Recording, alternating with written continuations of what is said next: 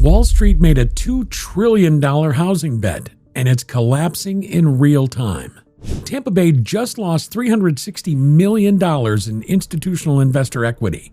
Miami-Dade, $660 million vaporized. Austin Metro, $617 million gone. These aren't random numbers. This is Zillow data showing what happens when institutional investors pay $420,000 per home at the peak and watch those same properties drop to $365,000 today. In the next 10 minutes, we're going to break down exactly what this means for you. First, we'll show you the real numbers behind Wall Street's housing losses and why your pension fund is probably exposed. Then we'll dissect Trump's new executive order, what it actually does versus the headlines. We'll cover the spring 2026 opportunity window that most people are missing. And finally, we'll give you specific action steps whether you're buying, selling, renting, or investing. But here's what you need to understand first. Let me be clear about what institutional investors actually are, because the truth is more nuanced than the headlines. Large institutional investors, the ones with over 1,000 properties, only own about 1% of all single-family homes in America. But here's the key. They're not spread out evenly. They concentrated their buying in 5 states: Florida, Texas, Arizona, North Carolina, and Georgia. In these hotspots, they went on an unprecedented buying spree from 2021 to 22. Companies like Progress Residential, American Homes for Rent, and Invitation Homes were paying cash, closing in 7 days, and outbidding regular families by $50,000 or more. The average institutional purchase price? $420,000 per home. Today, according to Zillow's latest data, those same properties average $365,000. That's a $55,000 loss per property before we even talk about carrying costs, property taxes, and maintenance. Multiply that across the 300,000 plus properties purchased during this peak period, and you're looking at $16.5 billion in immediate equity losses. But the $2 trillion figure you're hearing everywhere? That's something different, and understanding it is crucial. The $2 trillion represents total institutional exposure to residential real estate across all instruments. We're talking direct holdings, mortgage-backed securities, REITs, pension fund allocations, and derivative products. Think of it this way. That's roughly equal to the entire GDP of France tied up in residential real estate bets. And here's where it gets personal for millions of Americans. Your retirement money is in this. CalPERS, California's massive pension fund, allocated $2.4 billion to real estate funds that were actively buying single-family homes at the 2021-2022 peak. The Texas Teachers Retirement System put in $1.8 billion. Florida's state board deployed billions more. These same funds that just reported their first negative real estate return since 2009, with deteriorating fundamentals expected through 2026. So when we talk about institutional losses, we're talking about teachers in Texas and Florida learning their retirement savings bought homes at the absolute market top. Let me show you the regional breakdown where this is hitting hardest. Tampa Bay institutional investors have lost $360 million in total equity value. Miami-Dade leads with $660 million in losses. Austin Metro shows $617 million vaporized. But here's what makes this a systemic problem, not just a Wall Street problem. Unlike a mom-and-pop landlord who can wait out a downturn, institutional investors operate under fiduciary duties, debt covenants, and quarterly earnings pressure. When asset values drop 10 to 15%, they trigger loan covenant breaches, and we're already seeing the evidence. Wells Fargo demanded additional equity contributions from 3 major real estate funds. Bank of America quietly reduced credit lines to 2 institutional buyers by $800 million combined. Moody's placed 4 major REITs on negative watch. The forced selling has already started. Progress Residential listed over 2,000 properties in just 6 months. American Homes for Rent suspended new acquisitions entirely. Invitation Homes announced strategic alternatives, which is corporate speak for, we're looking to exit. Real quick, if this market intel is helping you make better decisions, hit that notification bell. We drop new housing data every week, and the viewers who catch it first get the best opportunities. The bell ensures you see everything immediately, not days later when the market's already moved. Now, let's talk about Trump's executive order that everyone's buzzing about, because the headlines are misleading and you need to know what this actually does. The order gives the Treasury Department 30 days to define large institutional investor and single-family home. Federal agencies have 60 days to issue guidance restricting federal support for institutional purchases. Most importantly, no more federal backing through FHA, VA loans, or Fannie Mae and Freddie Mac insurance for institutional investors buying single-family homes.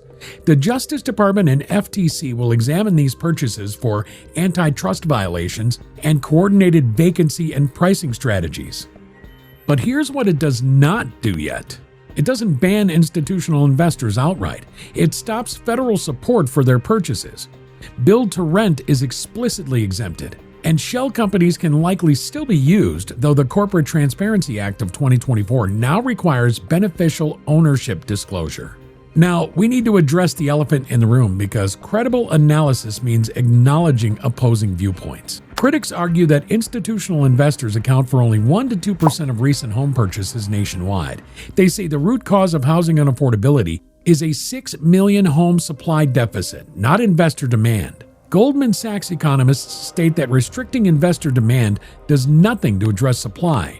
Homes still won't be built faster. Jay Parsons, a rental housing economist, found no correlation between institutional ownership levels and housing shortages across 150 U.S. metros. California has a 15% housing shortage, yet investors own under 1% of homes there. There's even academic research by Joshua Coven showing institutional investors might actually help renters. His 2025 study found that for every home they purchase, they add 0.58 rental units to the market. Their economies of scale can lower operating costs, which could decrease rents compared to mom-and-pop landlords. The policy research implication? Banning institutions could raise rents, not lower them. So why are we still concerned about institutional losses? Because both things can be true. Yes, supply shortage is the fundamental problem. Yes, institutional investors are a small percentage nationally, but their concentrated regional presence created neighborhood-level dynamics that distorted local markets at precisely the wrong time. When you have institutions buying 20 to 30% of homes in specific Tampa neighborhoods or Austin zip codes, paying 15% over asking price with cash offers, you create an artificial floor that regular buyers can't compete with. The issue isn't that they exist, it's that they all piled in simultaneously at the peak using leverage with your pension money. This brings us to the spring 2026 opportunity window that most people are missing. Institutional sellers operate on different logic than homeowner sellers. They don't have emotions about the property. They don't care about memories or neighborhood connections. They operate on spreadsheet-driven decisions. When an institutional investor hits a covenant breach or quarterly loss target, they sell. Period. This creates negotiating leverage for individual buyers that hasn't existed since 2019. Here's what to watch for in your market. First, track MLS listings from companies with corporate names ending in holdings, properties, or investments. These are institutional fire sales. Second, look for properties with recent renovations but immediate availability. Institutions often improve properties to maximize rent, then flip to sales when financial pressure hits. Third, focus on the institutional hotspot metros: Tampa, Miami, Austin, Phoenix, Atlanta, Charlotte, and Raleigh. These markets will see the most institutional selling pressure. But here's the critical timing component. Spring 2026 is when the second wave of debt covenant breaches will likely occur, based on current trajectory and debt maturity schedules. The first wave already happened. That's why we're seeing the listings from Progress Residential and others.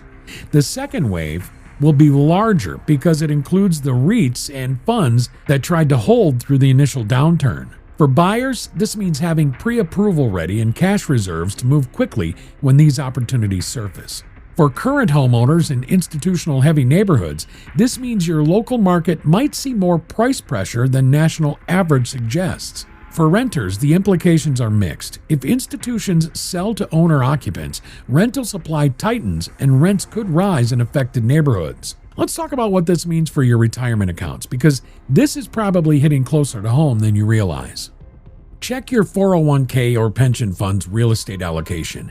Many funds increased real estate exposure during the everything bubble of 2021 and 22, right at the peak. If your fund has significant REIT holdings or private real estate investments, you're likely seeing negative returns in that allocation for the first time in over a decade. This isn't necessarily catastrophic. Diversified portfolios are designed to weather sector downturns, but it's worth monitoring your fund's quarterly disclosures and asking questions about real estate concentration. For younger investors, this might actually be an opportunity to increase real estate exposure at lower valuations, but through index funds and REITs, not individual properties, unless you're in one of the institutional selling markets. If you're a potential home buyer, the institutional selling pressure creates a spring 2026 window where you might have more negotiating power, especially in Florida, Texas, and Arizona markets. But don't wait for a national crash. Focus on specific opportunities in institutional heavy areas. If you're a current homeowner, your equity might see pressure if you're in an institutional hotspot, but national home values are still projected to gain 1.2% over the next 12 months, according to Zillow's latest forecast. If you're an investor, small-scale investors might find opportunities in distressed institutional sales, but do your homework on debt levels and rental demand in specific neighborhoods. If you're a renter, watch your local market carefully. If institutions sell to owner-occupants, rental supply could tighten and push rents higher, even as home prices moderate. Look, here's the bottom line. Wall Street's $2 trillion housing exposure isn't collapsing all at once, but it is unwinding in specific markets with real consequences. The $16.5 billion in documented losses from institutional investors represents the largest institutional real estate retreat since 2008. Concentrated in the same market where regular families were priced out. Trump's executive order won't solve housing affordability overnight, but it signals a policy shift that could prevent future institutional buying frenzies during market peaks. The spring 2026 opportunity window is real, but it requires understanding your specific market dynamics, not just national headlines. Most importantly, the story isn't really about Wall Street versus Main Street. It's about what happens when massive amounts of leveraged capital chase the same assets simultaneously, using your retirement money at exactly the wrong time. The real lesson?